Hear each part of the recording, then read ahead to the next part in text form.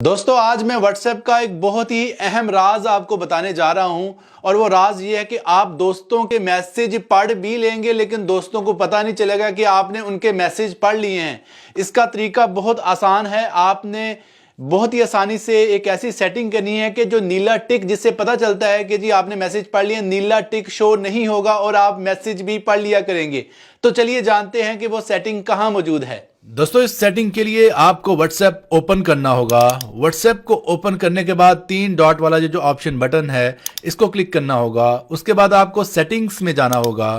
Settings में जाने के बाद आपको अकाउंट में जाना होगा।